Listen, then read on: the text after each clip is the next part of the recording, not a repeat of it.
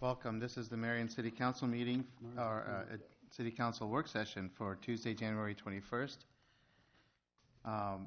Just a housekeeping item. We have had some comments about people being able to hear people speaking, so just remind everyone if you're speaking, if you're addressing the council, please, you have to be at the microphone at the podium, and if you're a council member, please speak into your microphone. Make sure they're turned on. We need to make sure everyone hears the proceedings and everyone who listens to the recordings also. So thank you. Okay. First on the agenda marked for discussion today, we have a presentation from Jill Ackerman, the President of the Chamber of Commerce. Welcome. And Tammy.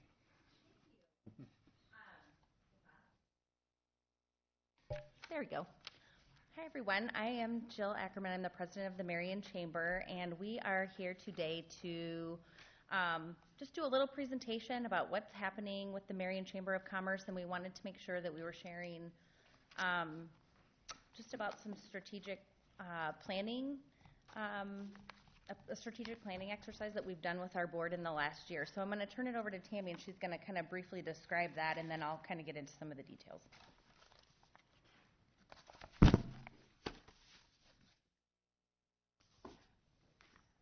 Thank you.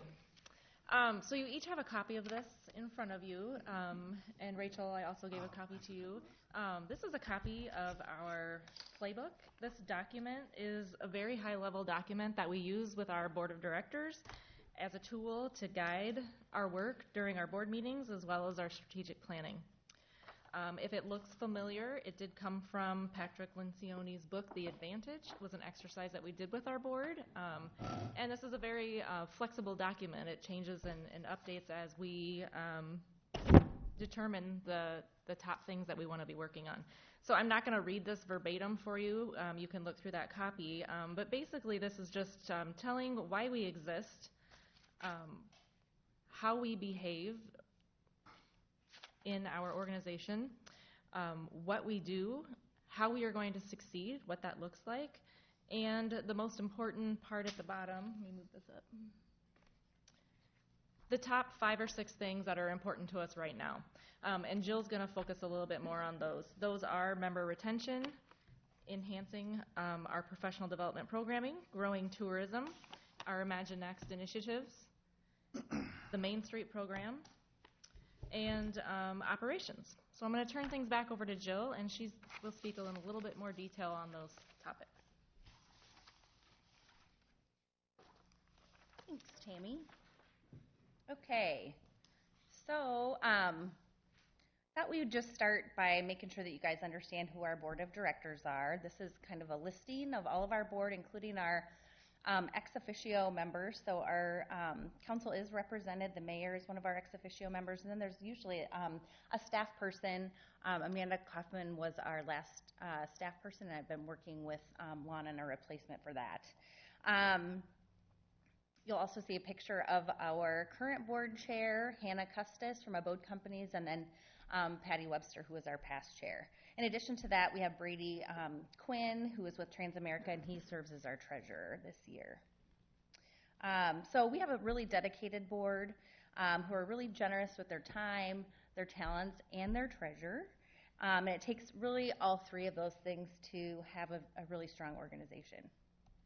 So this is a picture, it's really hard to see, but it's a picture of our, kind of the cover sheet of our strategic plan. So this basically takes the form that you have in front of you and it puts it into a grid format. And really what we're focusing on today is this level, the how do we succeed. So we focus on 5 main buckets at the Chamber: membership, tourism and quality of life initiatives, economic development, Main Street, and then structure and operations. So I'm going to kind of briefly touch on each one of those today. Really going to hit Main Street quickly because I know Brooke just presented to you last month. So again, these are what we're going to be focusing on today. As far as our membership goes, we are sitting at right at 310 members. In 2019, we broke that 300 threshold, so we were really proud of that. In 2019, we achieved a 94% retention rate, and in 2018, it was 91%. So throughout our strategic planning, our board determined that this is something that we really wanted to focus on because it's something that we think that we can do better on. It's just retaining more of our members. It's really critical to growing your membership numbers, that retention piece of things. So that's one of our key focuses when it comes to membership. Who are our Marion Chamber members? When we surveyed our membership last year, most of them, the large majority, fell into that 36%, which is services, which also includes education. Then we come in strong with finance, insurance, and real estate at 28%. 10% are retail and trade. 8% is construction. Another 8% is healthcare. 8% manufacturing, and 2% utilities. And to be clear, those are the only categories that were listed. We didn't offer an other, so I think that's why you see the services weighted so heavily.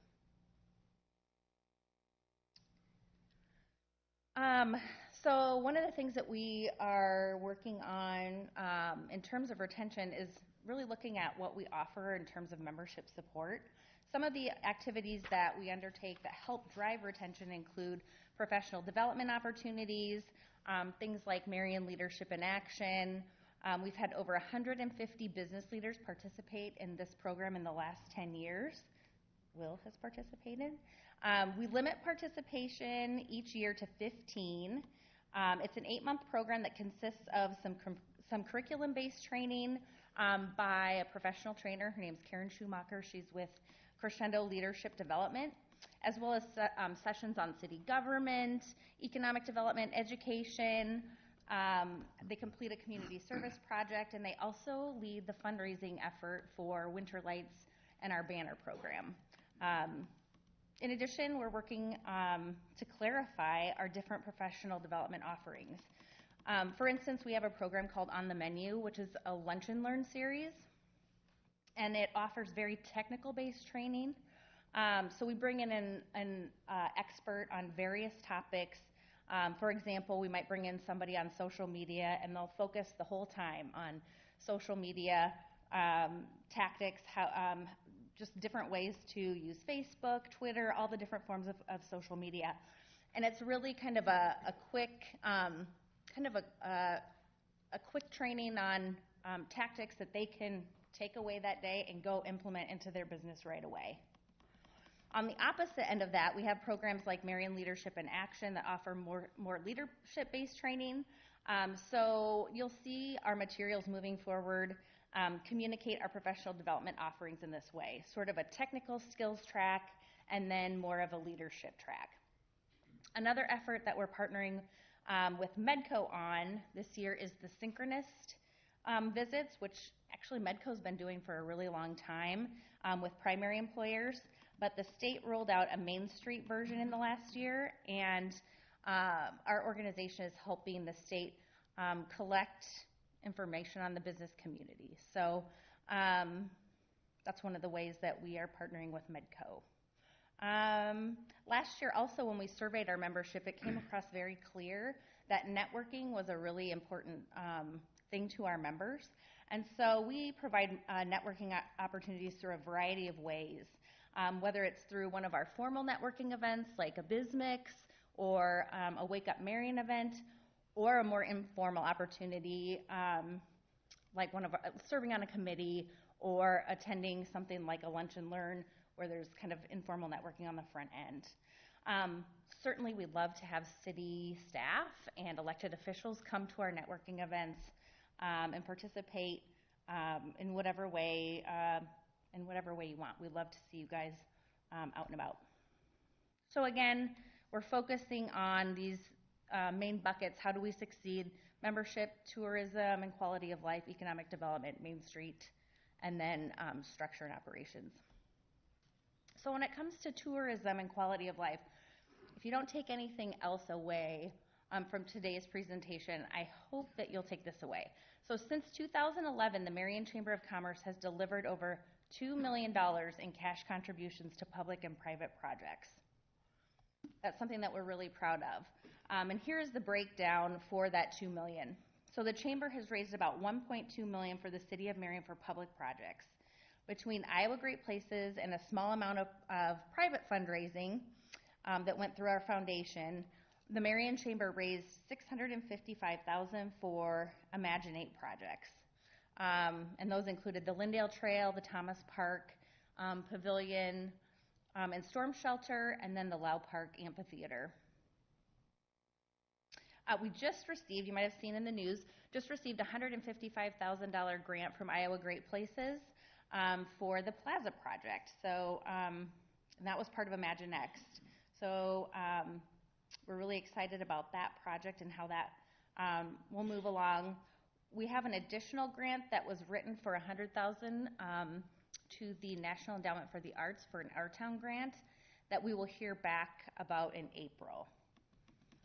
So that'd be icing on the cake if we were able to bring that in. The Chamber has raised $50,000 to go towards the Winter Lights and the Banner Program, which has helped communicate Marion's Reach Higher brand to the larger community. And that money was raised from donations from the business community and matched by you guys, by our City Council. And then $525,000 was raised for the Uptown Artway. $350,000 of that came from Art Place America, which is a private foundation out on the East Coast, and $175,000 was raised from a private fundraising effort. So that's a total of $1.2 million on the public side. And then I also should mention that we have a couple of awesome volunteers or partners that have helped us write those grants, Karen Hoyt being one of them. And then Amber Bissinger, our communications manager, has been awesome in helping us proofread and has helped us with design work, and they've just been critical to us being successful grant writers. And really, to that end, I just have to say, it might not be as visible as it should be to City Council or even to the general public, but the amount of collaboration that goes on between organizations like the Chamber and all of the city departments. I don't think that there's a single department that I can think of that we don't interface with on a regular basis for some piece of our work. So I feel very, very fortunate about that, especially when I talk to peers in other communities who don't have those types of relationships in their city. So then on the private side, we've raised about $855,000, and $500,000 of that came from a CDBG grant, which is a Community Development Block Grant, and we were able to renovate 7 Main Street facade, so 7 buildings, the fronts of them, several years ago. And then we've also been the recipient of 6 Main Street Challenge grants to the tune of $355,000. So $855,000 has gone to the private sector. That doesn't include programs like Open for Business or the Signing and Awning Grant or our Small Business Revolving Loan Fund that we have in partnership with the City of Marion.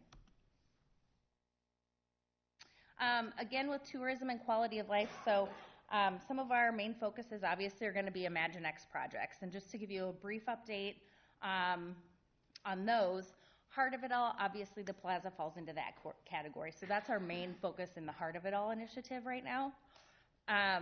Under Little Things, we're going to do the Fireworks and Fireflies event again. So that came out of that initiative last year. We'll also hopefully be focusing on some recycling efforts with Ryan Miller, and then also working on some food truck policy. So we're excited about that. Just Keep Swimming. The Parks Department has issued the RFQ for the aquatic study, and really that's the first step into figuring out Just Keep Swimming. So really excited and thankful to the Parks Department for taking that effort on. And then there's going to be a presentation right after mine on Creekside Pride. Todd had some other things he had to tend to, so I'm just going to include that information right here. each one of these initiatives, I should say, has a committee that works on all of the components of that initiative. So Creekside Pride has been working for over a year. We've brought in various experts to just look at different areas that we might be focusing on. And we've decided, we've been looking at Polk County for quite some time. And Todd actually brought some plans forward. In Polk County, they have several different watersheds, but they basically had a master plan for each one of them, and they all cover a different jurisdiction. And they include within each plan some short-term, some intermediate, and some long-term goals. And so that's where we think that we really need to go with Creekside Pride. We got some preliminary cost estimates. It's looking to be around $40,000 to $50,000. We're also talking to the MPO because there's some dollars that might be available in March. But I think this is something that you're going to see probably when you go into your budget sessions. I know we've been working with them all on trying to figure out where these Imagine Next projects fall into the budget. She's been very helpful. So just so you're aware that that's the direction that the committee really feels is best so that we have that plan. And it actually falls right in line with the Indian Creek Watershed Management Plan. So we're very excited to move that initiative forward. Along with tourism and quality of life, we're going to be hiring a tourism intern this summer. We've got it posted at Iowa State right now because they have an event management program. But their main focus really is going to be to develop an ambassador program for visitors. So finding ways to identify out-of-town visitors and then make sure that they have a great experience when they're in Marion, so that they'll go out and tell others and that they'll come back. We're also working on marketing materials. So along with Amber Bissinger, we're working on a Best of Marion brochure. And this was one of the recommendations that came out of the Roger Brooks plan. So that's one thing that we will be getting accomplished this year. And then last year we started some itineraries for the larger tournaments. So we can be out at the ballpark greeting visitors as they arrive and then offering itineraries for things for them to do in their off time. Just today we went out to World Class Graphics and we're looking at some type of pop-up tourism tent or kiosk of some type. Right now we're working with a tent and a table. It's a little cumbersome. I think we can do better. So we're working on that. And then finally, under tourism and quality of life, certainly events fall into that. We do 10 free community events throughout the year, and we're working on expanding that. We are working on a new event. I can't release the details of it yet, but it's something that we're really excited about. So Will knows, but he's sworn to secrecy. So the third main bucket that we work on is economic development. Conservatively, Marion recognized 50 new business starts and expansions in 2019, which was a record for the Marion Chamber, at least during my tenure. As we mentioned in the last slide, tourism and quality of life amenities are important to economic development. If you just look at Uptown Marion after the Uptown Artway was completed, or if you look out at Prospect Meadows, just seeing the business growth as a result of that project, clearly when you invest in tourism and quality of life amenities, then they pay off by the private investment they create.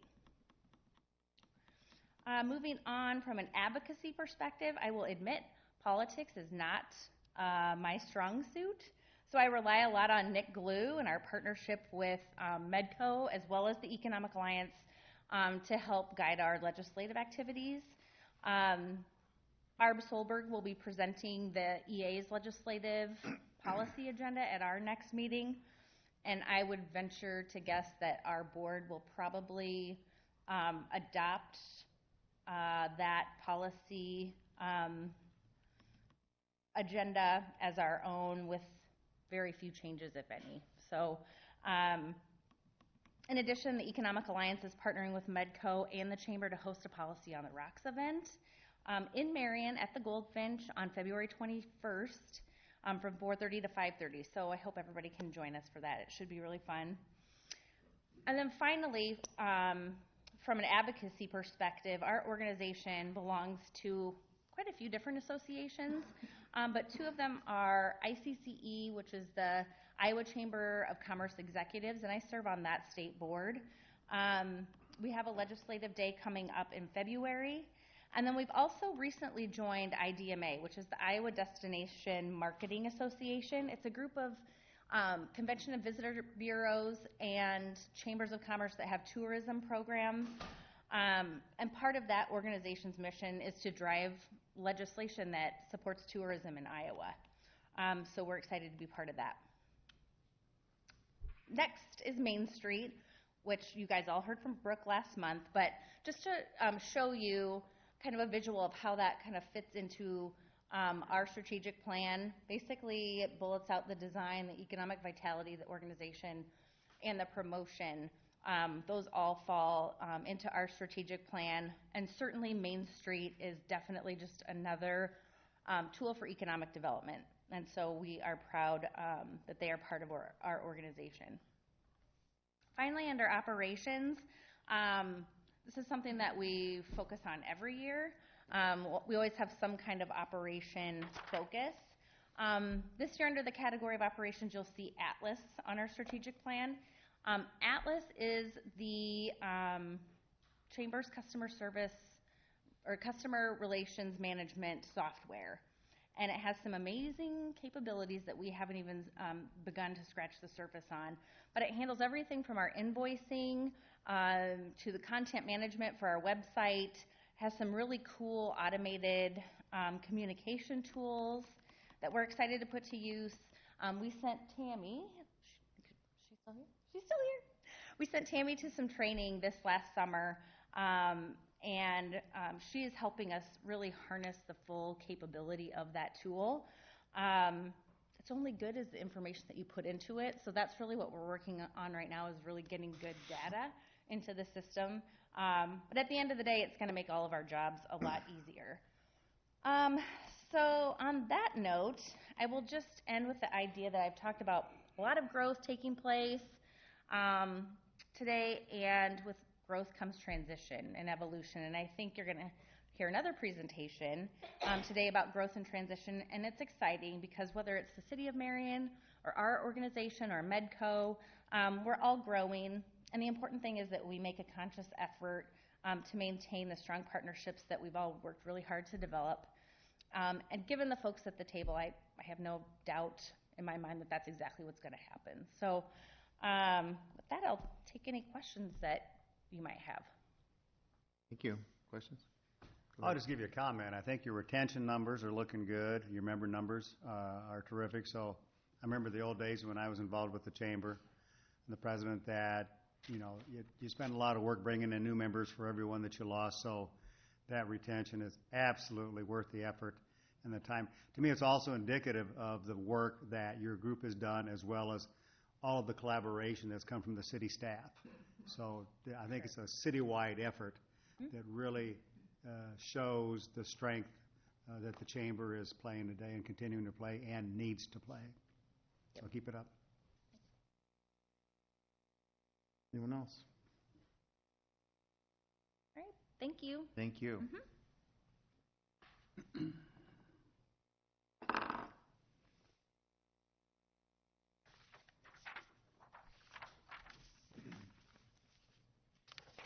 Okay, so that included the Creekside Pride update? Okay. So our next presentation is from Nick Blue with Medco.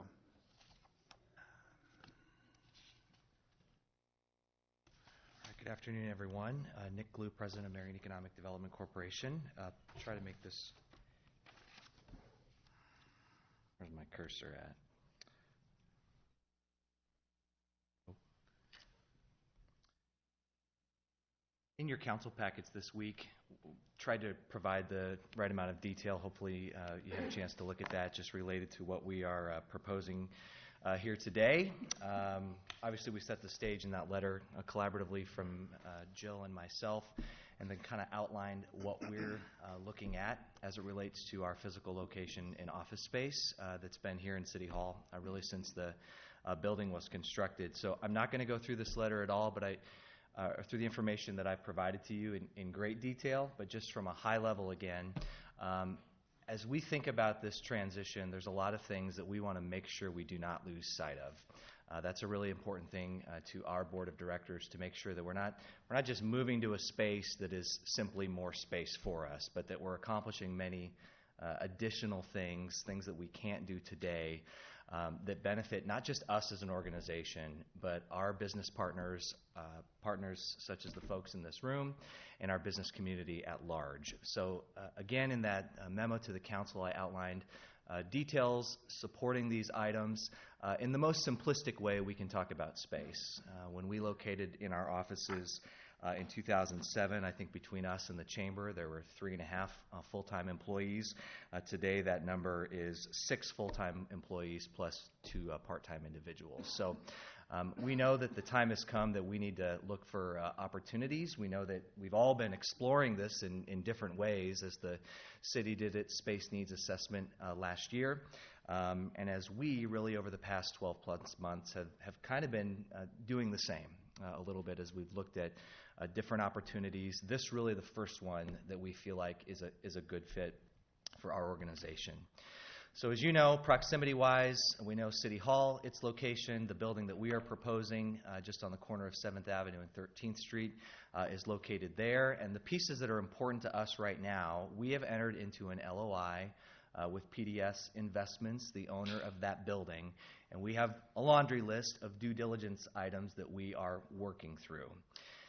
The items that are related to our conversation today are bullet pointed there. 2 particular things. First, we are requesting that the council consider a 1-year extension to the existing development agreement with PDS Investments. I outlined the details in your memo, but essentially when he constructed that building, the city provided, it's kind of a standard package, 100-year, that sounds great, doesn't it? I'm only asking for one.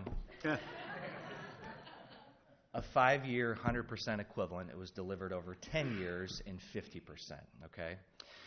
Extending that development agreement 1 year would provide the property owner with an estimated $35,000 a year. That's what his rebate stream has been over that duration of time. We are anticipating right now a build-out cost of approximately $165,000. We have negotiated in good faith with the building owner on what he brings to the table to help support our build-out, and are at a point where if we could close this gap with extending it 1 additional year, it positions that building owner to provide us with the tenant improvement allowance that we need for our board to be comfortable moving forward. So we no doubt are making a significant investment in this space, but one of our contingencies is an expansion of that development agreement 1 year to help close that amount of gap in what we are projecting right now. The second item that we're requesting is this wonderful topic of parking, right? As you know, in Uptown, as projects are developed, code does not require for on-site parking. I think we can all admit, however, I think the building owner himself, is that parking has been a major impediment in his ability to fully lease that building, especially acknowledging that that 3rd floor is for some type of office use. You could maybe make the argument that someone could live up there, but it's been marketed as office space. When you have about 4,100 square feet of office space, that requires bodies working in a space. Just this morning, in our monthly board meeting, the one thing through all of these details that we talked about that was emphasized over and over was, yes, this is a big deal for us to figure out.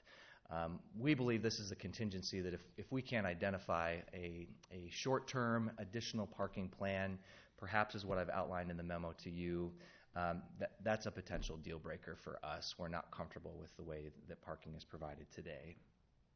So what we have been looking at is where can we potentially provide that or discover that.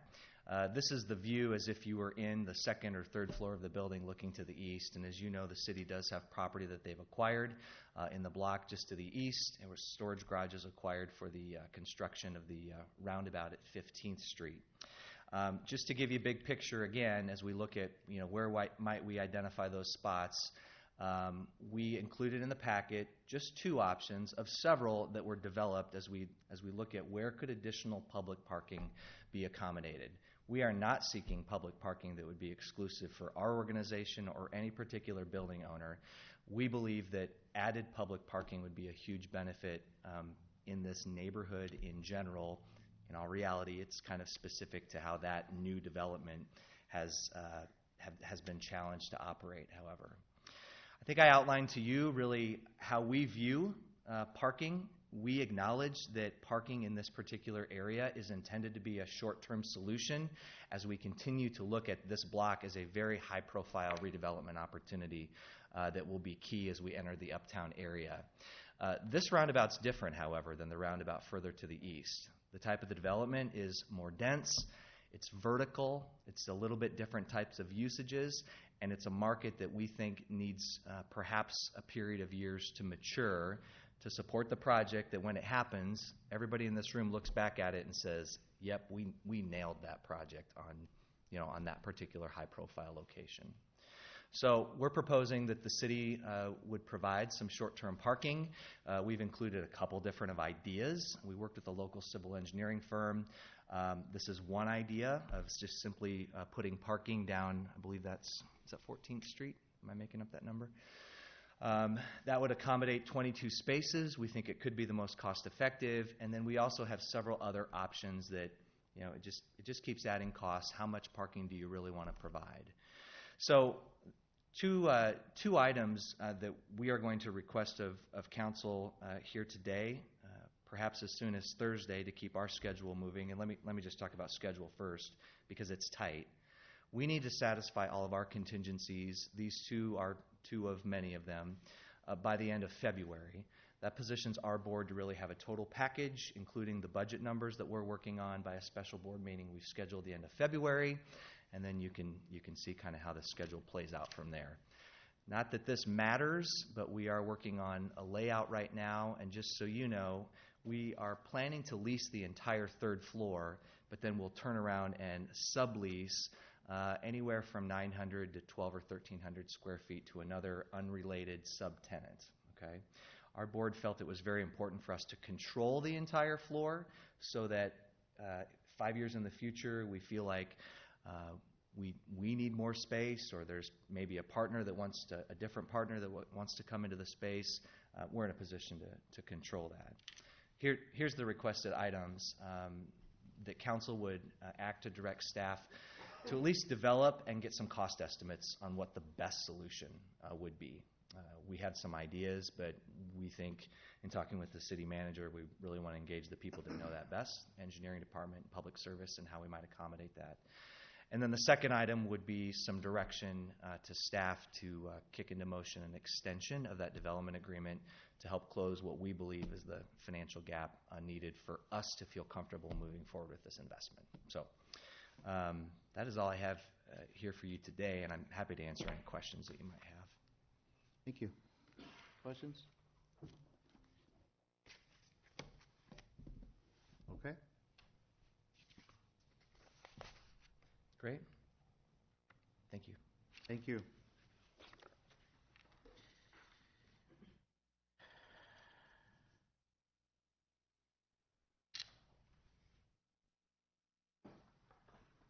Okay, next on the agenda is a strategic planning update. You're not Monica. How did you figure that out? Yeah. So I'm going to show a little bit of magic today. Well, hopefully everything works technologically. I'm going to get her set up here. I need to log out first, though, correct, Rachel? Oh, she's got me handled. She told me to stand back, put my hands to my side, and give her space.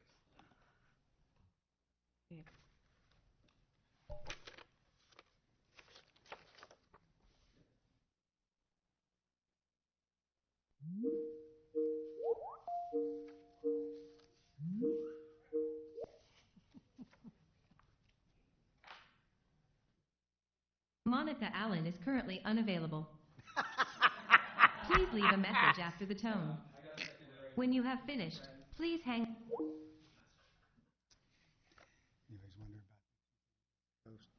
Sometimes you gotta specify central time, central day.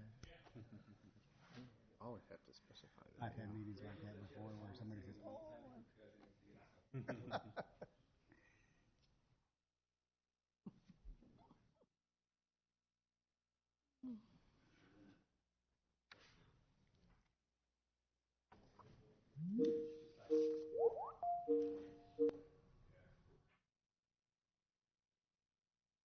Monica Allen is currently unavailable. Just kidding.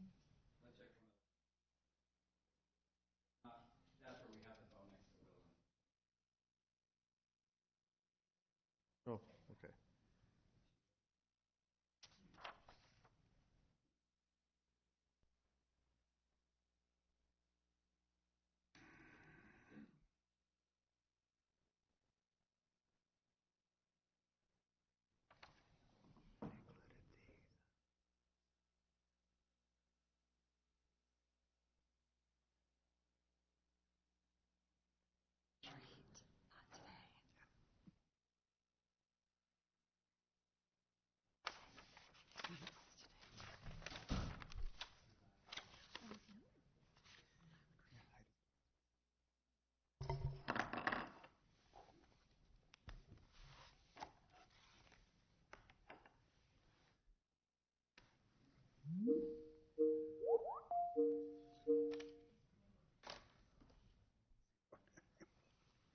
Monica Allen.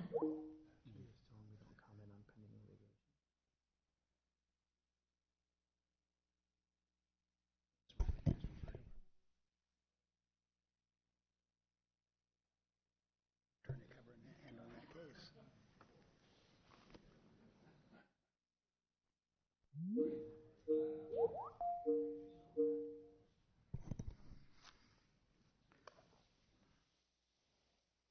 Hey, can you, well, can you hear me? Hello, welcome. Hello, I see Mr. Mayor. Oh, now we got her. Thanks for joining us. You guys see me? Yes, We can? Oh, perfect. How are you all doing? we're great, thank you. Great. Well, good evening. I know Zach did an introduction, so I'm going to go ahead and jump on in. Really, the purpose of me joining with you guys tonight is just to go over the strategic plan in terms of an update and where we are, and then to talk about next steps. So I believe you have the document in front of you that has the goals, objectives, and so we're not going to read each one, but I do want to make sure I get clarity on vision, brand promise, values, as well as the goals and the objectives that are highlighted there for you. So our purpose is to recap the strategic planning development activity, of course, review those items that I just discussed, and then next steps should be a pretty quick call. So to just talk about a little bit of the strategic planning activity to date, much of this you heard from me about when I was there in November. Just a reminder, in summer of 2019, we kicked off with everything. There was a lot of scanning that we did that included the citizen survey. It also included the employee survey, employee engagement sessions, director engagement sessions, and sessions with city management. And all of that kind of came to a head in the fall. We had the city council retreat, you may recall. And since that time, there's just been a lot of staff engagement around the goals and objectives that are in front of you. So just to remind you, we wanted to check in with you on the goals and objectives before we actually did the build out of the strategies and the key performance indicators. And then really going forward, next steps is to, in February, after tonight, in February, March, begin working with the department directors and city management to put together those strategies, and strategies are basically going to be the how we're going to accomplish everything, and then also how will we measure success. And then from there, I think we'll be in a position to bring back to the council a really good draft of the strategic plan for the next 3 years, and then have your approval before we do all of the work around developing work plans in terms of how directors are going to make this an actionable plan. So that's really the activity to date, as well as high level of next steps. So And I don't think this is the order of information in the packet that you have, but if you jump to where the vision statements are, I just want to go over with you some of the work that we did to kind of respond to City Council's request for maybe making some modifications to the vision statement. So, believe what you see, and I have the document, but I'm looking at a separate document to help me kind of walk through with you guys tonight. But you see the option 1, which is the current vision statement for Marion. And we put that there as an option because certainly, even after all the discussion at the City Council retreat, you could say, you know what, we just want to keep the vision statement as written, and that's perfectly okay. But then we put an option 2 there, and that was really our attempt to rework the vision statement, include some other elements, phrasing, things that we had heard during the City Council retreat. So I wanted to stop there and see if there's any questions about the 2 options and if there is maybe high level of agreement in terms of which vision statement that we go forward with. I believe, and I'm looking at multiple documents, we got a response from a couple of the council people, and I think actually we got one response about the vision statement option 2, and they said that that was a good one to go with. So I wanted to see if the council had any questions or any reactions to sticking with the current or going with option 2 for a vision statement. I don't know who responded. Go ahead. I did. You did? Yeah. Oh, sure. Way to go. Yeah, I had looked at this last week, and I like the wording in option 2 better as well. Although the wording I liked from option 1 about being an innovative community, I liked that piece of it. But that's not a whole lot different than forward-thinking city. So I could go with either one, but I liked option 2 better. Okay. Thank you. I'm good with either one, so Yeah. others like 2 better than 1. I'm the same. Okay. All right. And I understand there are several councilmen and women missing tonight, so that's fine. And what we'll do is we'll go, I just wanted to get a general idea. This is not an official vote or anything, but just get a general idea of which one we'll go with. And so when we bring back the draft plan, you'll be able to see the one that basically everybody was in agreement with, more or less. So it sounds like we're good with option 2 there for vision statement for the strategic plan. And then just shifting over to the brand promise. So one of the things I recall during the retreat was that there was a lot of work that went into developing the brand promise. And so we did, similar to the vision statement, keep option 1 there as the way it's written. But then I believe there was one of the city councilmen or woman that suggested that maybe we put in place the word we.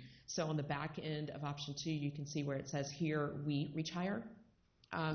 And so we went ahead and put that in. I don't have a preference either way because I do understand there was a lot of work that went into developing the brand promise, but I want to stop there and see if anybody has any thoughts about which direction the city management should go with this.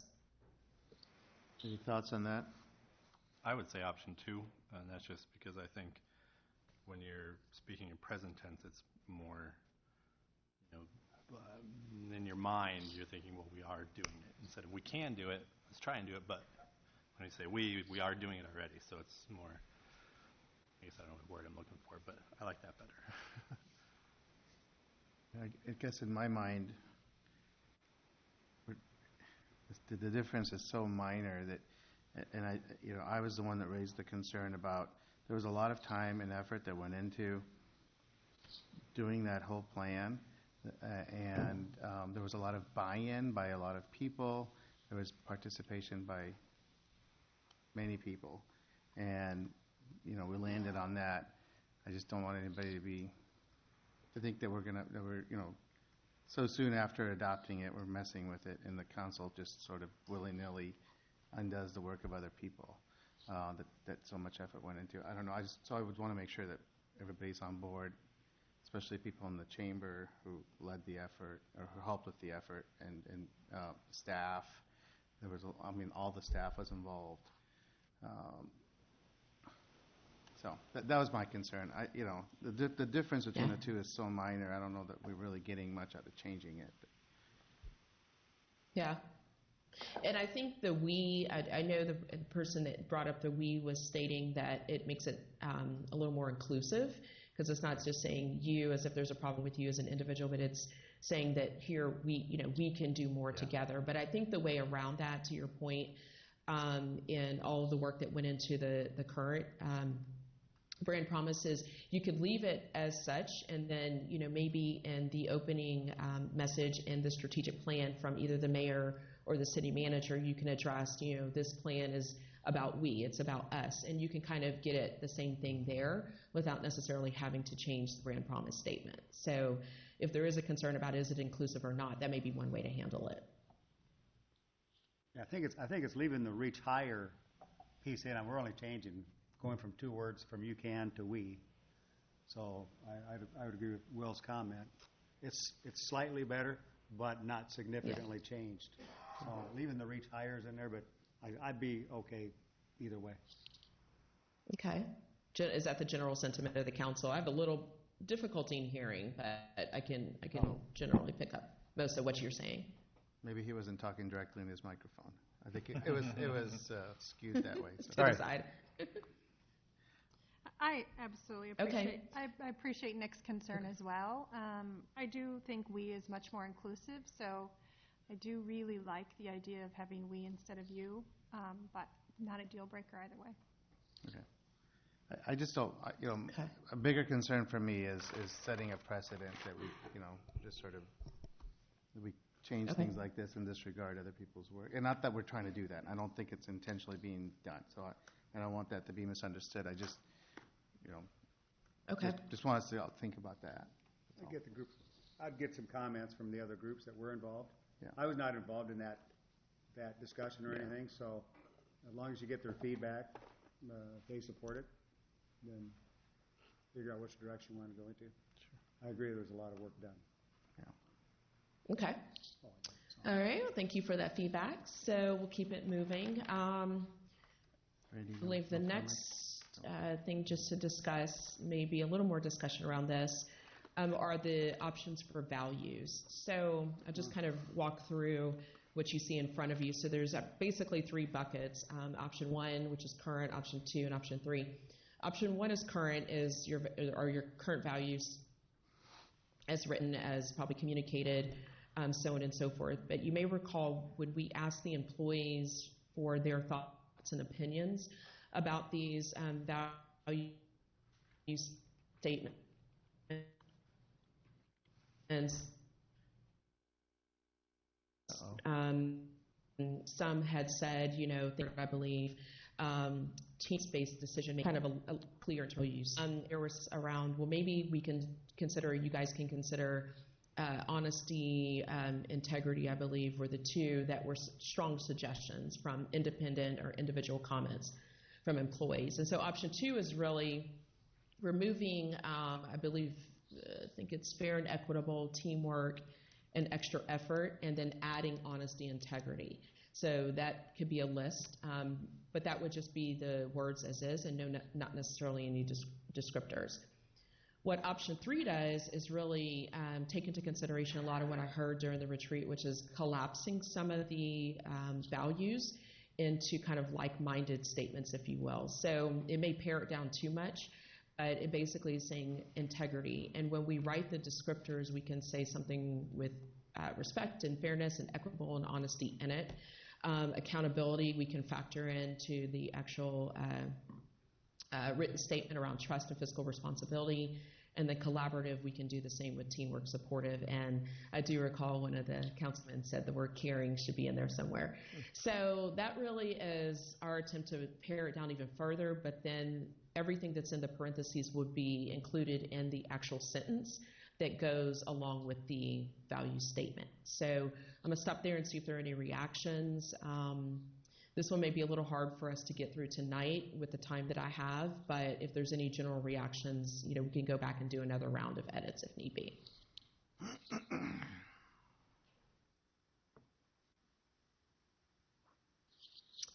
So any preference for maybe one over the other two?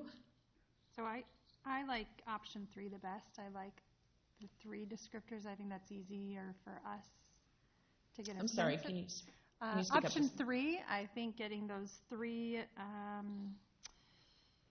is a little easier than 6 or 7 or 8 to remember, and I think the 3, integrity, accountability, and collaborative, really bring some of those other values that are described here, sort of collapses them. So I am in the camp of option 3. Okay, so your preference would be option 3. Okay. Other reactions? I'll agree. Option 3 is what I like the best. Same reason. Okay. Easy to remember.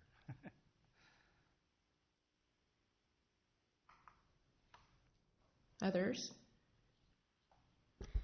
I would be for number 3 as well.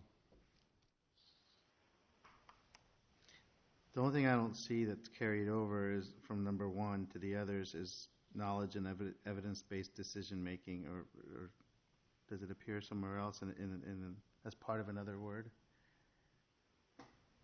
I would put that. I see that as part of being accountable. That sense of evidence-based decision-making falling under accountability. That's how I would see it. But good point. I think asking where does that fit? Yeah, I would agree with that. I mean, and we can, incorporate some of those words into the actual statement. But I absolutely think, part of being accountable is making sure that your employees have the knowledge to do their job, and then that you're also factoring in data and information, other evidence to support the work that you need to do. And that's a high degree of accountability in my mind. So we can bring some of that language over if you like and round it out a little more. Yeah, I think that's important. I remember specifically the discussion around that when we adopted these current values, and there were very specific reasons why that was included, and I just, if we can carry that forward at least in the descriptions, that'd be great. Okay, I'll work that in. All right, any other thoughts? Yeah, my comment would be I like option 2 better than option 1, and option 3 better than option 2. Again, it all moves in the direction of simplifying it, being able to remember what's in there. I think option 1 has a lot of good descriptors in it, but most people can remember a few of those. And I think under option 3, you have the probability of people really focusing on those 3, obviously with descriptors behind them. But I think that's easier to remember, easier to apply. As I said, I think I'm fine with 3 if our descriptions can carry over as many of the ideas in number 1 as possible in the descriptions, because again, there were reasons why all these were included, and we've worked hard to infuse all of these attributes into our culture, and I think it's important to be reminded of that and as we go forward. Okay? Okay. Thank you. So we'll go with option 3, and when we draft the statements, of course, you'll see those, and then you can do some tweaking with the statements or the sentences when we bring back the draft to you. Okay, so that takes care of, so we got feedback on vision, brand promise, and the values. So looks like we're going to, for the vision statement rewrite, the brand promise, we're not going to change it. And like I said, I think I made a suggestion that we can just bring in the we and us and have more of that inclusive language in the opening messages from either the mayor or the city manager.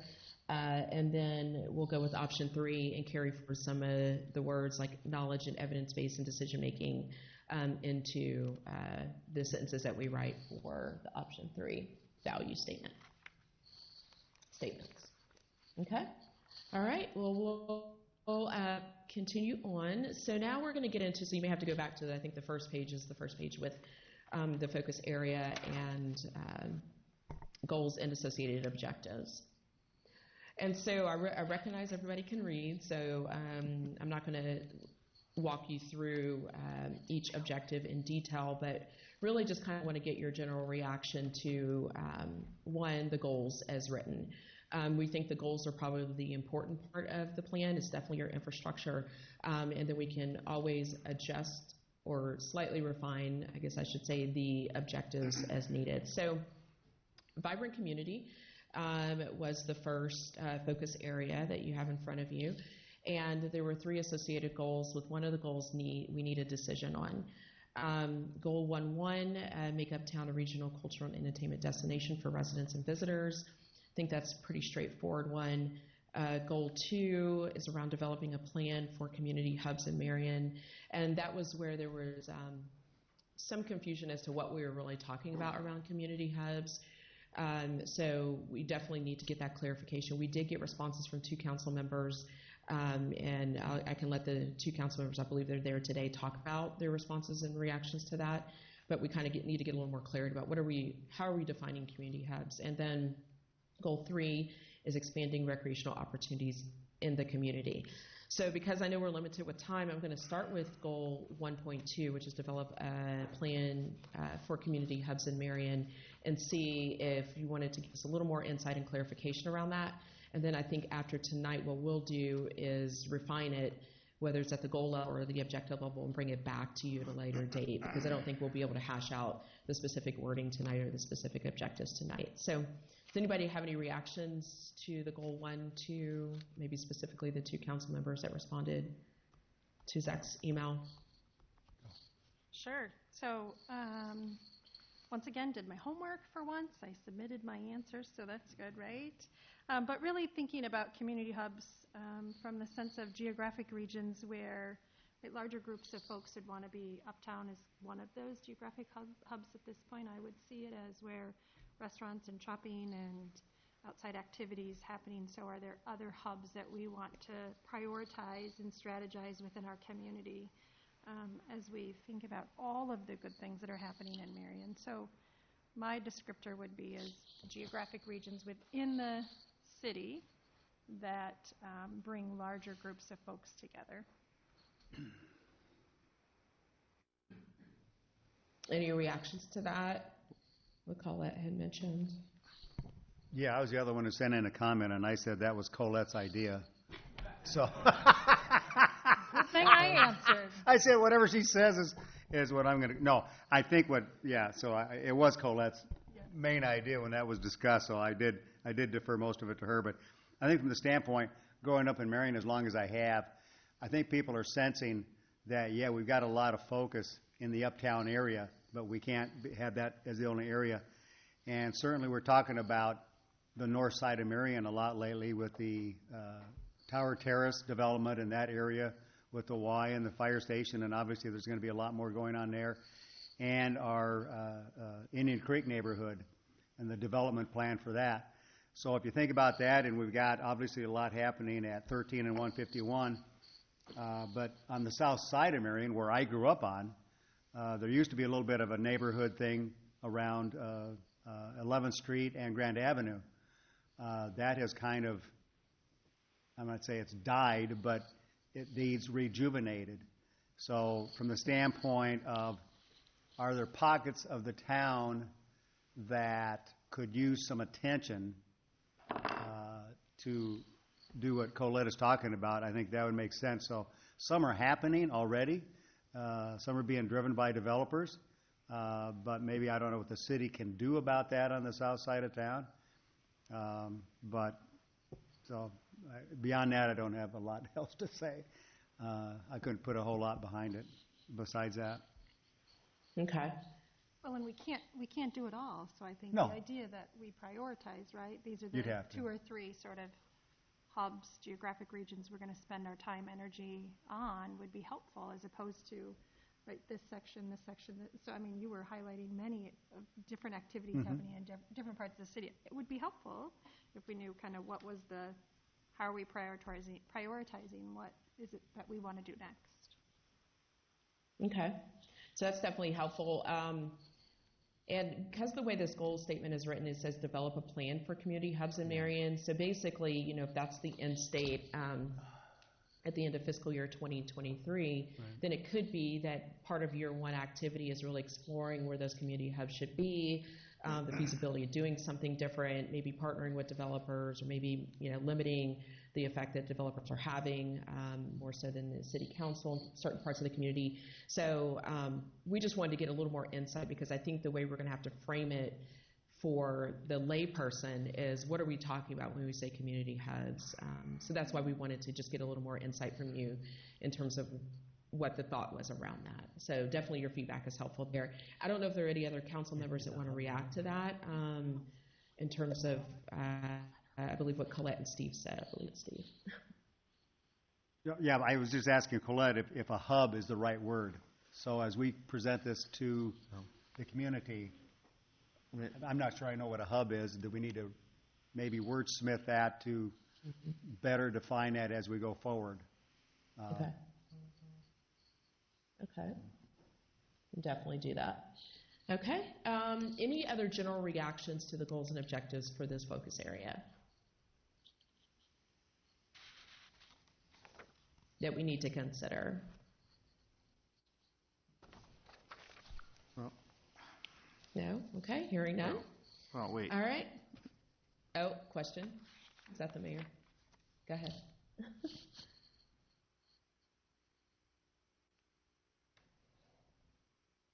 Well, the cultural and entertainment is limited in this to Uptown. But, I mean, realistically, it takes place all over the city. I'm sorry, say again what you said.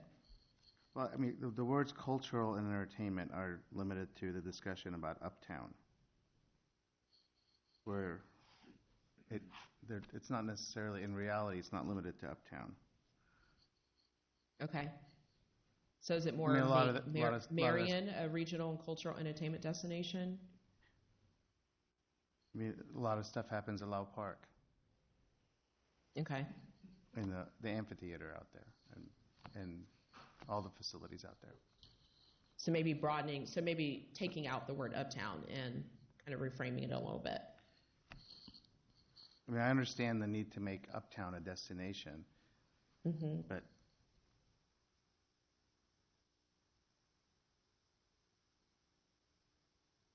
does that, if this is limited to Uptown, does that necessarily mean we ignore the rest? We ignore Lau Park or wherever else we have opportunities for culture and entertainment? I'm trying to remind myself, so let me ask the question. I think when we were having the discussion, was the concern about making sure we had a plan to complete Uptown and not continue to sort of do other activities? Was that the idea behind that? Maybe that's not the best way to write it, but I'm asking because I can't remember. Do any of you remember that conversation? Yeah, there was a lot of focus on doing something with Uptown. I mean, that was what came out from you guys, from the employees, I believe from some of the directors as well. And so I think it was one of those things where, and I can't remember all the other items that were here, but this rose to the top because it was one of those that's a priority for the council to focus on over the next 3 years. It doesn't mean that the rest of the work to make Marion a destination, a cultural and entertainment destination, is not going to happen, but it really is just showing that, this is our priority. And if it's our priority, it needs to be raised to the top from a strategic approach, and not just we're going to try and make the entire community a cultural and entertainment destination. I don't know if that makes any sense, but there was a lot of focus on Uptown, the use of the word Uptown. If I could, I understand Nick's comment. From a macro standpoint, but I think a lot of our discussion when we talked about this was to narrow it down to the Uptown area. We're going to have the 7th Avenue reconstruction going on in a couple of years, so that kind of dovetails perfectly into what we want to do in the Uptown area. And again, the part of a strategic plan is to try to put something in there that we can accomplish that is small enough that I think we can do and we can accomplish in that time frame. So that's an ongoing one forever for a long period of time. So I think this just took a a big bite out of what Nick is wanting to do. I think Exactly. Yeah, goal because 1.2 also brings. Oh, go ahead. I think goal 1.2, being the community develop the plan for community hubs, brings that into play too. Other areas where our focus for the next few years is going to be on the uptown because of all the redevelopment that's happening. But then we're going to make a plan for what other hubs in Marion are we're going to look at in the future. So now the goal is the uptown. Maybe next is going to be around the YMCA or the villages or 11th and Grand. I mean, so, or if something else comes to town in the next few years. So, And if I could, where that from comes into play. sorry, Will, but from the staff side, we look at it as a reflection of all the planned work that's going to be happening here. You've got the new library coming under construction, the Plaza project, the next extension of the Uptown Artway, the 7th Avenue reconstruction, and with the time window of the strategic plan really being over the next 3 years, it's not that those other pieces will fall on the wayside, but this area is going to require more of a commitment of time and personnel and resources to get those projects done in the window that the strategic plan covers. Yeah, and again, when you go to frame, what's the intent of the plan, it's saying, the entire community is important to us. However, there are limited resources or there's limited time that's available to do all of these things. Hence why the strategic plan for the next 3 years is going to set us forth in focusing on those things that are of the greatest importance and greatest priority. So I think, again, how you frame it and how you communicate and implement and execute the plan is going to be just as much important as, the goal statements themselves. So, but if there's any other direction you have in terms of what the staff should do around this, let us know. Otherwise, we'll go forward and continue to build it out.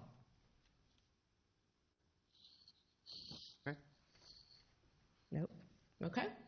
All right. Well, it sounds like you're in general good with the first focus area. So we'll shift to the second focus area, which is efficient and effective government. There are 4 goals here. There was nothing we really needed clarity on because I think they were pretty clear. But as a reminder, the efficient and effective government focus area is including all of those things, support functions or financial things that we need to focus on, whether it's CIP or HR, that are going to support all of the other focus areas as well as the non-strategic items for the city. So goal 1, you can read it here, but generate additional revenue through alternative resources. Heard that loud and clear from you guys when we were there. 2 is creating an integrated 5-year financial plan that includes a focus on CIP and operational cost. Goal 3, establishing a robust talent management plan. So the thinking would be that the plan would be established and it would include all of these pieces that go into HR, as you can see there. And then goal 4 is to increase the number of shared services provided in the community through partnerships. Goal 4 has 3 objectives, and that was really expanding a focus on public and private partnerships, public-public partnerships, and public and nonprofit partnerships. So when we're talking about at the objective level expanding on those things, the associated strategies would be, well, what does it mean to expand those partnerships? Is it going to get people? Is it actually having an agreement or MOU with them? What does that look like? But we're not there yet in terms of building out the strategy. Those sub-level goals will be to expand each of those different partnership combinations. So any questions or any reactions to this focus area? And I'm taking notes, so sorry if it seems like I'm looking away. I'm just trying to take notes.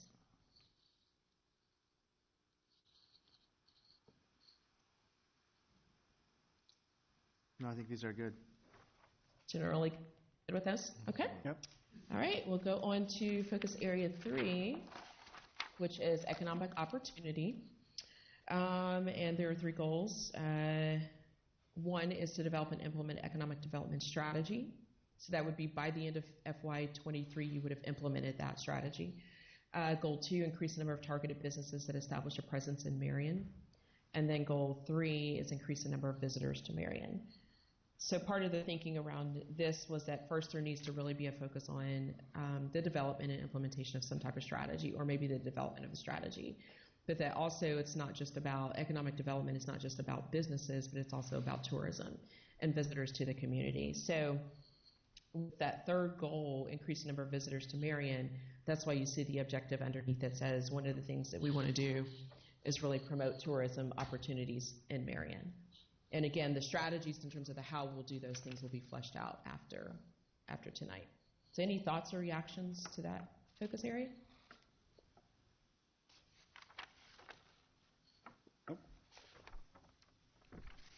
Good?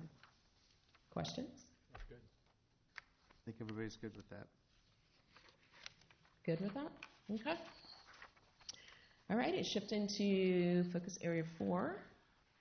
This one does have a decision point by the council. There are 3 goals with this one. The first goal is to develop and implement an asset infrastructure management strategy. Underneath, there are 3 sub-goals or objectives around pavement management, sanitary and sewer infrastructure, and stormwater infrastructure. So basically breaking down each of those kind of core functions within the city and saying, okay, we need to do some things for each one of those and not just necessarily lump it into one goal. So that's why they roll up to that overarching goal. And then goal 2 is prioritizing projects on a needs basis for best benefit to residents. We want to seek some clarity around that. And then goal 3 is to develop a strategy to address sewer capacity concerns. With goal 2, I know there was some commentary that we received back, I believe, from Colette and Steve around that. My opinion is that the prioritization of projects is really just a means to the end, but it's not necessarily the end itself. And so you could even consider this being a goal that you actually remove from the plan, but that it's just something that you do once you figure out the direction in terms of going forward, then you prioritize projects. So I don't know, I guess what I'm saying, I don't know if it's quite a goal in and of itself as much as is it something that you just need to do. So any thoughts around goal 2? And I'll start with goal 2. Thoughts? I'm fine removing it, but Yeah, my comment to Monica was I could not recall the discussion specifically around this one. Yeah. And I said certainly if it has to relate to taking consideration like citizen surveys and the input from all of that, I mean, we do that on an ongoing basis. So I wasn't sure exactly what to do with this one. I couldn't add a lot more substance to it because I couldn't recall the discussion on how it got on here. So Was it the discussion when Mike was talking about I don't forget the term, the thing where you go around and survey the streets? Is that what this was? Pavement management? I don't remember Yeah. what it was exactly. well, that's going to be part of 1, though. part of 4.11, right? Some lasering the streets or something, or? The DOT does that for us. It's just a matter of our algorithm and how much money we want to spend to fix our Yeah. streets.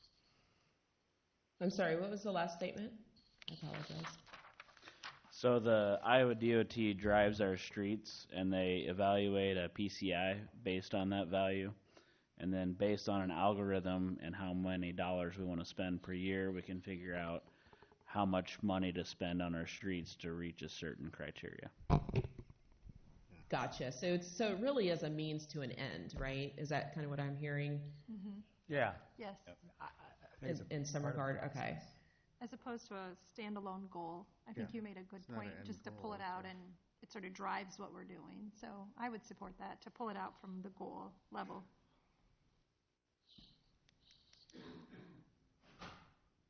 Any other reactions? Well, they're crossing it off, so I guess it's out.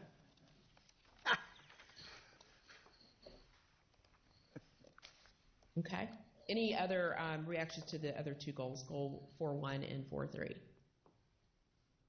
Other big ones. or refinements?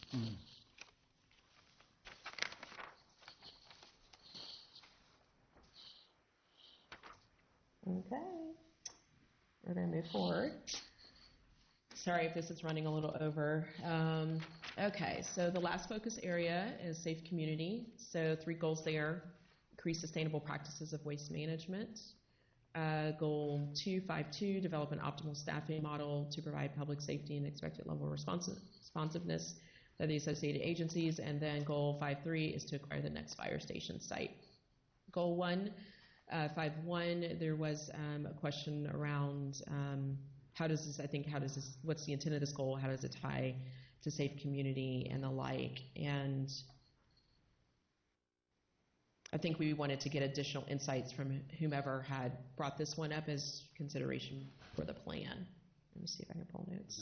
I think it's her. Yeah, I'll defer it because I didn't bring it up. Yeah, I don't remember. I think it was Renee. I told her I could not recall the discussion on this one either. So I have no input on this one. Okay. Yeah, and I think one of the council members said that not sure how this ties to the overall focus area of safe community. Yeah. We'll go back though just to look at some detailed notes because somehow this got voted as a priority. So I want to see what exactly was behind that. There's a lot of information apparently that fed into this, but if we're not clear on how this ties into this focus area, then my suggestion would be let's remove it. And one of the things I was just going to talk to you guys about in general, that even if we remove something now, there is that opportunity a year from now when we're checking with the plan to say, does something happen in the last year that requires us or now results in us actually having to add something to our strategy for the 3-year period. So if we can't find or get that clear insight as to what was behind this particular goal, then I would suggest let's remove it for now, and then we could potentially bring it back if it makes sense to bring it back at a later date. Monica, so that's my recommendation. The only other thing that I would add to that is that looking at it again, it might actually be a better fit under Focus Area 4, under sustainable infrastructure rather than safe community, if the council feels like it's something that we need to keep. If not, then we can just jettison it. I like that idea. I didn't hear any of that. I apologize. So I just thought, looking at the way the wording was put together in the draft, it might actually be better to move that up into Focus Area 4, which references sustainable infrastructure, if the council wants to keep it. If they're comfortable getting rid of it, then we would just jettison it. Okay, so if I heard you correctly, potentially move that goal or consider moving that goal to Focus Area 4. Yeah, I'd feel better about moving it than getting rid of it. Okay. I mean, that topic has been at the forefront of what we say we are all about as a city, and just totally removing it from our strategic goals doesn't make sense to me. I think moving it would be good. Okay. How do other members of the council feel about that? Is that good? Yep. Okay. See how that plays out in that focus area? Okay. It's a better fit. Chief has, do you have a comment, Chief? Go ahead. I just wanted to suggest, and I suggested it that day, if you're going to move the waste management for a third goal under this one, I think it's really important we get a city emergency management plan developed in the next 3 years. If there should be a disaster, our plan right now is from 1980, and it's going to require some of all the departments together to develop that plan. And I said it before, but it is up to the council, but I really feel that's really important. Thoughts on that? Makes sense to me, but... Mm-hmm. From 1980? The 1980s. Oh. Good decade. Yeah. 40 years old. No, almost older than me. Older than Will. Yeah. True. So was the comment around adding a goal? Yes. Statement? Yeah. Okay. I mean, certainly that can be considered. It's outside of the process that was used, the democratic process that was used to develop the goal statements. So I'm going to yield to council on that, to be honest with you. I know sometimes things have to be added, but that's really a bigger decision outside of me and where I am, to be honest. Actually, I totally agree. It's the council that needs to decide that. I'm trying to recall, was that at all a part of our discussion? I don't remember it. I don't remember. Was that part of the discussion at all that day? I did bring it up that day, but Everybody Got was tired and. lost in that. Must have been towards the end. Yeah, it kind of was. And it was, Now, yeah, in I retrospect, will say, oh, I was let going me to just mention react Monica? real quick. I'm sorry if I'm talking over anybody Oh. that I can't see. Go ahead. Even if the emergency management piece, I believe that's what it was, is not included in the plan, it doesn't mean that it can't be of importance for the next 3 years. There's going to be a body of work in business, and there's going to be work that's going to be done across the entire city that's not put into this plan. So I think the bigger question is, if it is important and it's not a strategic goal, then how does that show up on your work plan? I believe it was the female that was speaking, emergency management's work plan in terms of what needs to happen over the next year. And it becomes more of a tactical approach as opposed to just a strategic approach. So it's a way to capture those things that are not necessarily have risen to the top through all this data and information in the city council retreat, but are still important. Those would be those non-strategic items on director work plans. And we're going to talk about that sometime later, not tonight. So that's another way to approach it. Monica, that's a good point. And to be, totally, I'm already working on it, so I can see where that could be a separate. So I was going to add, I think we did have a discussion that day that there are things that are just part of what we should be doing anyway. They're just, I mean, this is very fundamental to, to our safety procedures and fundamental to what we do as a city, and that there are things like that that are just part of what we do, and those are going to keep going and we're going to work on those and do those things in addition to these strategic priorities that we're saying these are additional things that, we need to focus on, that we need to pay attention to, besides our normal stuff that we would be doing anyway. Yeah.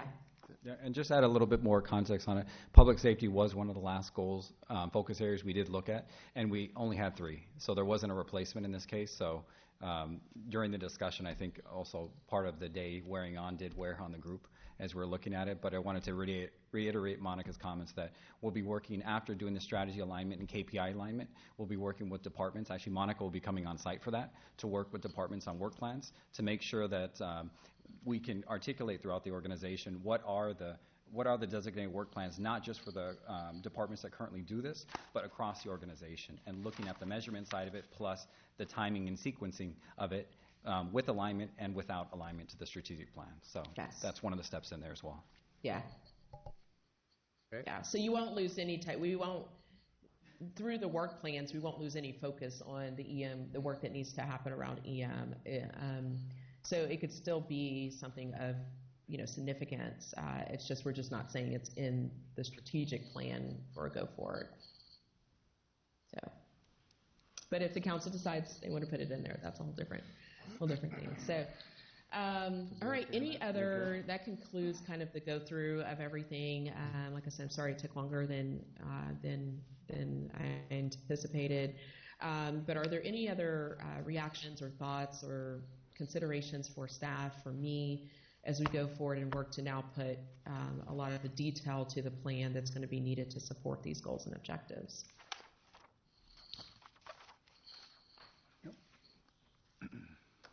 Anything? Okay. Good. Nope. Okay. So I think I talked about it earlier. So yeah, just next steps. We'll work with staff to, one, educate them on what does it mean to develop a strategy and a KPI. I know Zach and team have a whole approach for how that's going to happen. Once we feel like we're in a good place with those strategies and KPIs, along with the goals, objectives, as well as the vision, brand promise, and the values, we'll bring a document back to you for consideration and then hopefully adoption. I think we were saying sometime around March, I believe. And then after that, I'll come back on site working with the department directors to develop the work plans, and the work plans will basically be the tactical plans for how things are going to get done. And it's basically going to break down a 3-year into a 1-year focus for the directors and the city manager and management to kind of carry forward into FY 2021. So the end game is to have all of this done, ready to go, communicated out, the measures of success and the director work plans in place by June 30th of 2020. So that's all I have. Anything else for me? Nope. Thank you so much. Thanks for all your work. All right. Okay, thank you as well, and stay warm. I hear it's really cold out there right now. So.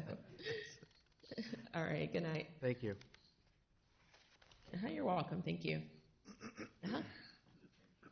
Anything else, Zach? Okay. Yeah. Thank you. I know you've been working hard on this too. Thank you.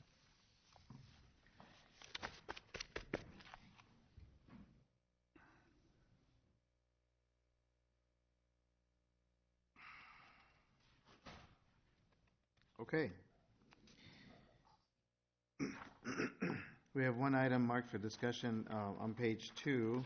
Is there anything prior to that anyone wants to discuss in particular?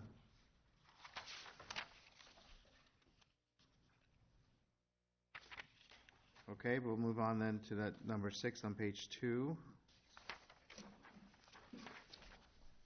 Thank you, Your Honor. Okay.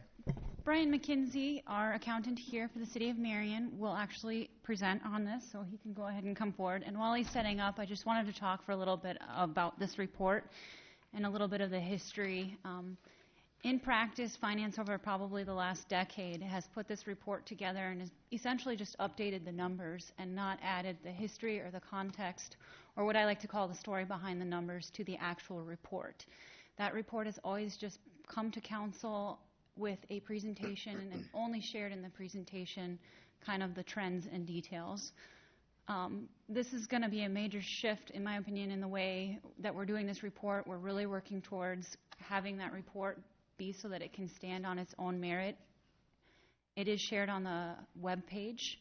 However, again, when you post just the numbers and not the context behind it, it really doesn't stand on its own. So I'm going to give a lot of kudos to Brian this year in really delving into that report and trying to pull out the trends.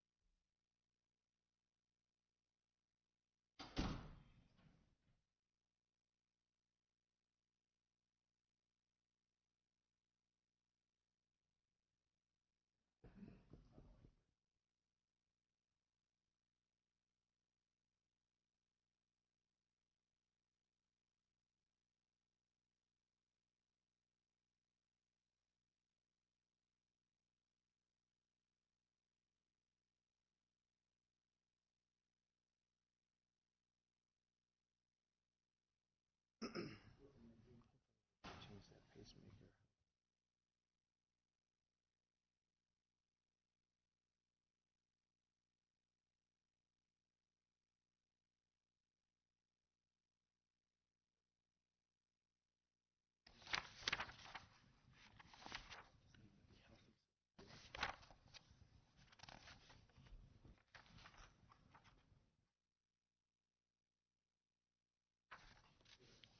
Next time. You have it? Yes. Okay. Sorry about that. I try to go rogue on my own and it doesn't work.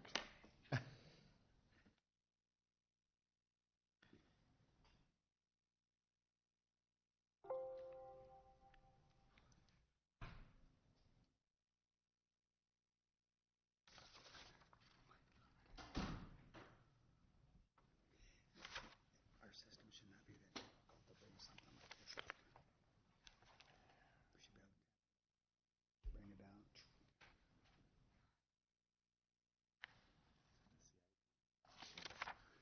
Well, it's supposed to be in there.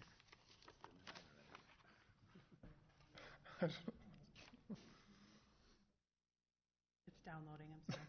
Oh, okay. I was going to say we could move on to the next item and come back if you think it's going to take a while, or. Should be 30 seconds. Take care of the girls for this morning.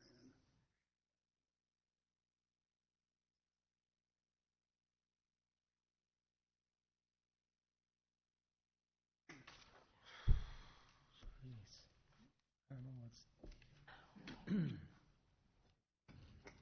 Yay. Okay. Okay. Sorry about that. So as Leon said, I've been working on this report. I believe this is the first time that there's been a presentation on it. You should have in your council packet got the more detailed report. This goal of this presentation is just to give a general overview of some key points and to highlight some trends and try to give maybe a story behind the trends, but that's what the goal was for this report. In general, it's an analysis over the last 10 years of the financial trends.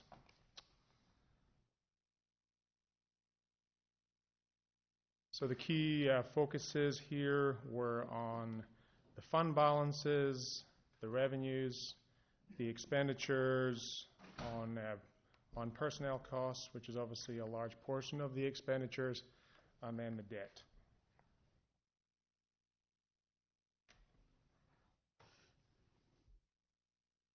So it might be quite hard to see, but this is a graph of trends of our three of our main fund balances. This is actually two of them, and then the total fund balance at the top. So the general fund, as you can see, has been trending fairly consistent, approximately about $8 million. And then you can see the middle line is the capital project fund. Now, all these balances are at fiscal year end, June 30 in the appropriate fiscal year. And here, this kind of highlights the relationship between the balance in all of our funds and the balance in the capital project fund. You can see that they do kind of mirror each other, and so that's the goal of that slide, just to show you that, because the capital project fund is our highest fund. And this shows the trends in our utility funds. You can see that fiscal year 13, there was a decrease across these funds. That was due to us allocating administrative expenses across those funds, which we did not do before. So that caused a decrease in those funds. And then other increases and fluctuations in the sewer fund is due to operating agreements with Cedar Rapids. And then we also have our rate increases that impact these funds. It is worth noting that there was a sewer rate increase as of July 1st. So preliminary numbers do show that the revenues in that fund have shown an increase over the previous fiscal year. So. And just to note that the scale on this, so the general fund is about $8 million. The scale, I know it's hard to see, but it's from 0 to 6 million. So bear that in mind. And then the road use and road use replacement fund combined, you can see that there's definitely an upward trend here. and that is in anticipation of the new public service maintenance facility. You can see that the funds combined have gone up to just under 10 million.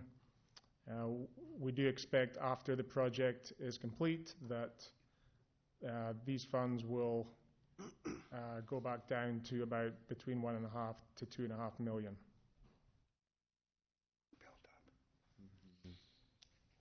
Our main source of revenue, property taxes. This just shows you here the general increase and the growth here. Typically, it's between about 3% and 7% each fiscal year. So you can see the steady growth here, which mirrors the growth of the city.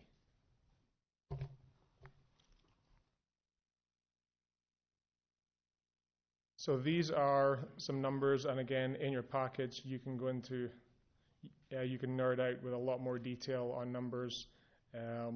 This shows you here specific numbers from revenues in the general fund, and you can see there that there's that the percentage change typically ranges. But the one to maybe highlight is the percentage of the property taxes as a percentage of the general fund revenue.